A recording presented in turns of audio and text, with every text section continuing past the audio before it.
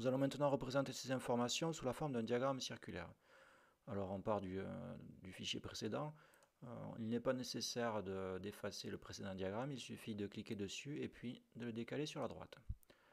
Voilà, donc je vais choisir les pointures. Par contre, cette fois-ci, je n'ai pas envie de faire apparaître les effectifs. Je voudrais faire apparaître les pourcentages. Le problème, c'est que, vous voyez, la ligne pourcentage, elle est séparée. Donc, si je la sélectionne, eh bien, la première ligne, la ligne pointure, n'est plus sélectionnée. Pour surmonter cet obstacle, vous allez simplement devoir utiliser la touche CTRL qui est en bas à gauche de votre clavier. Il y en a une aussi en bas à droite. Donc, vous appuyez dessus et ça vous permet de sélectionner une ligne qui est séparée. Et bien voilà, maintenant on n'a plus qu'à appuyer sur le bouton diagramme. Et puis à paramétrer correctement notre diagramme. Première étape, on choisit un secteur. Vous voyez, il y a plusieurs possibilités.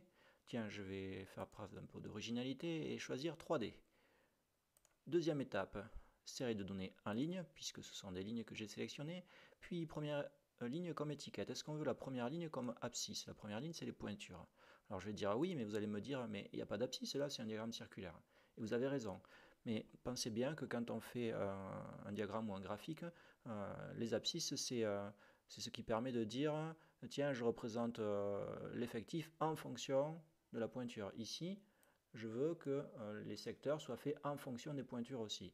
Donc quand on dit première ligne comme étiquette, c'est les pointures qui vont servir de référence. Troisième étape, on ne change rien. Et puis quatrième étape, on va mettre un titre pointure de ma classe. Terminé. Et voilà notre diagramme circulaire. Donc quel est l'intérêt du diagramme circulaire? Il permet lui aussi, comme le diagramme en bâton, de comparer les effectifs les uns par rapport aux autres. On voit bien que certains secteurs sont plus grands que d'autres. Par contre, contrairement au diagramme en bâton, il ne permet pas de voir la répartition de manière très pratique. En contrepartie, le diagramme circulaire, lui, permet de mieux estimer visuellement la taille de chaque secteur par rapport au total. Parce que le total, c'est le disque entier. Ici, on voit bien qu'il n'y a aucun secteur qui ne fait plus du quart du total. Par contre, peut-être que les deux du bas, le marron et le bleu ciel, c'est-à-dire pointure 40 et 41, peut-être qu'ensemble, ils représentent plus que le quart.